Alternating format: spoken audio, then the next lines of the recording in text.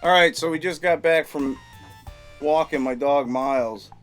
He's panting. I'm sweating. This has been our norm. I'm like, dude, we're gonna get back from a video, and we're gonna get back from a walk, and I'm gonna do a video and stay committed to you guys.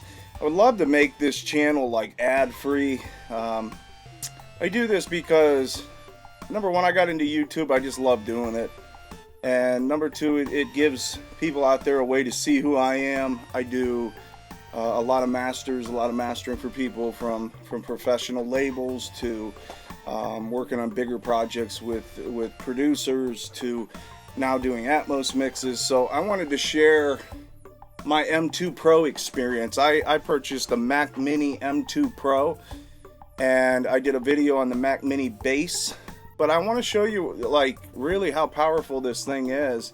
And I would say it's been like a lifesaver in my studio for the kind of work I do. And I'll talk about the things that have been such a bonus to me.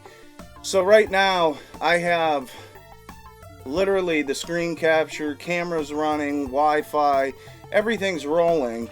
And I'm going to open up a Pro Tools session and see how many tracks I can put in there. I'm not going to try to break my machine, but I'm going to show you what this is capable of. The M2 Pro. Okay, it's 16 gigs of RAM, 512 gig hard drive. 512 gig hard drive. It's got, I don't know, I'll have to look at the specs. I think it's 10 core, maybe, but check this out. So we'll go on screen here. Let me find, here it is.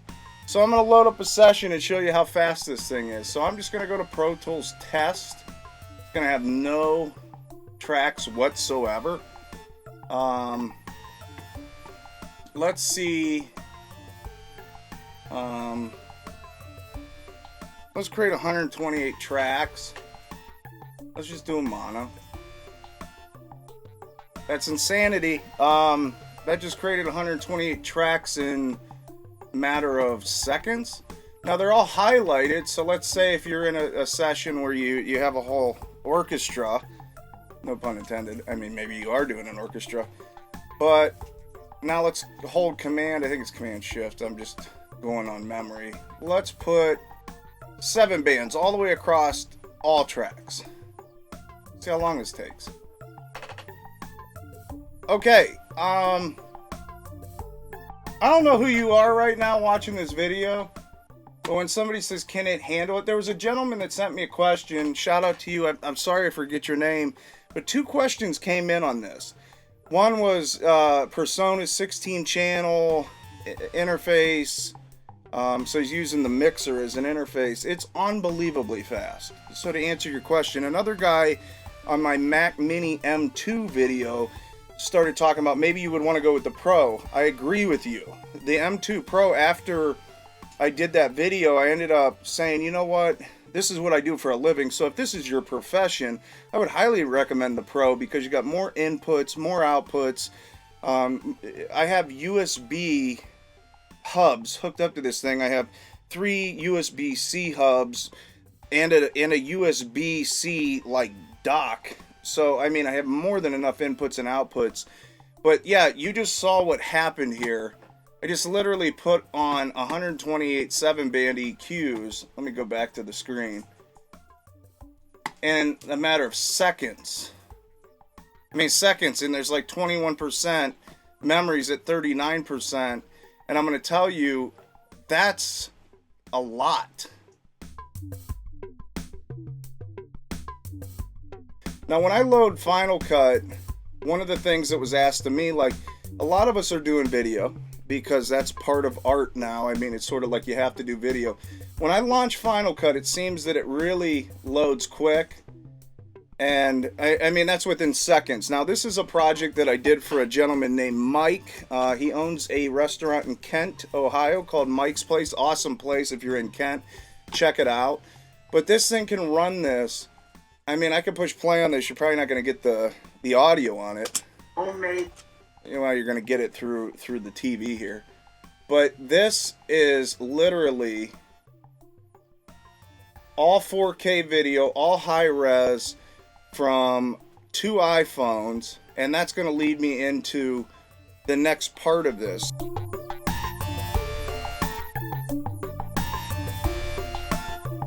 So I got my coffee, I got my dog. I wanted to talk about the ecosystem things that I have thought of as a huge improvement in my workflow. Number one, for video, they added a huge update to a video engine. Let me show you this. If you scroll down on this page here, yeah, it's M2 Pro, powerful and efficient media engine. So this thing really works with ProRes video. I couldn't do that on an old computer.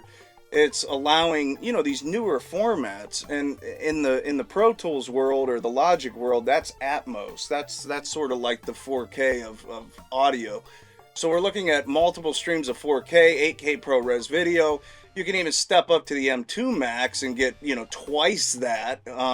Two ProRes engines, so it's twice as fast, you know. Well, ours goes up to 10. I'm just joking again.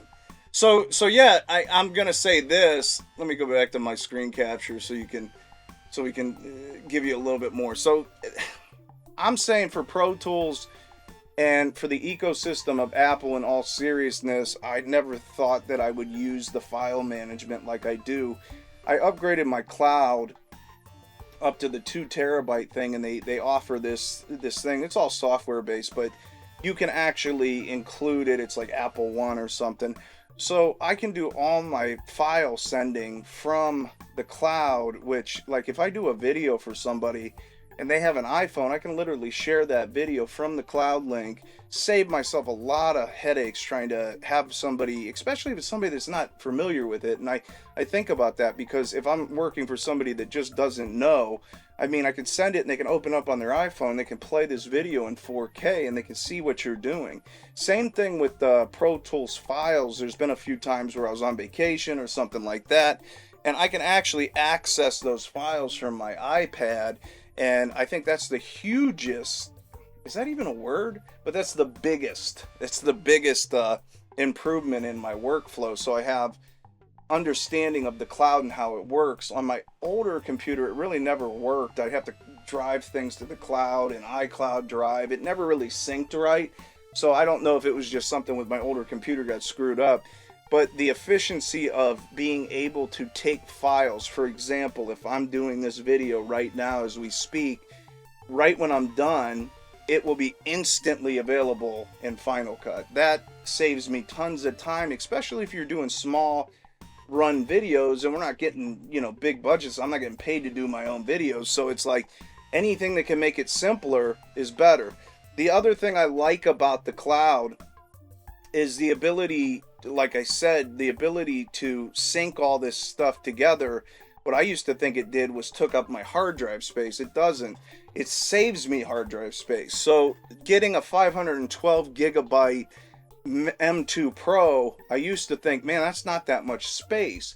But what I did with this M2 Pro, real quick, is you can, because it has the USB-Cs, I'm going to show you real quick on screen here.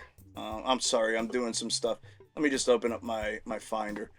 But I have multiple hard drives connected to this. I mean, we got 1, 2, 3, 4 hard drives, and they're all running USB-C, so they're insanely fast. This one's an internal drive that's actually in a hub that sits underneath the computer. So I've had no issues with that.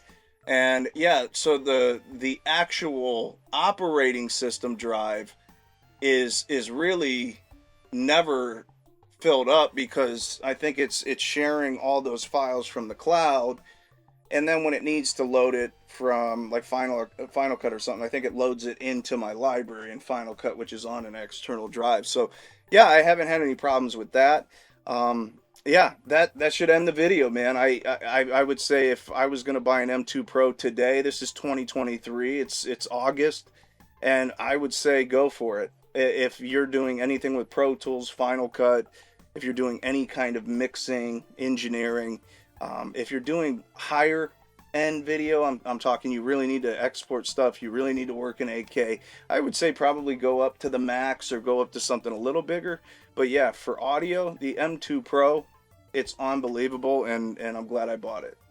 So hey, if you guys need mixing, hit me up. If you need mastering, hit me up, and we'll look forward to working with you. So we'll see you.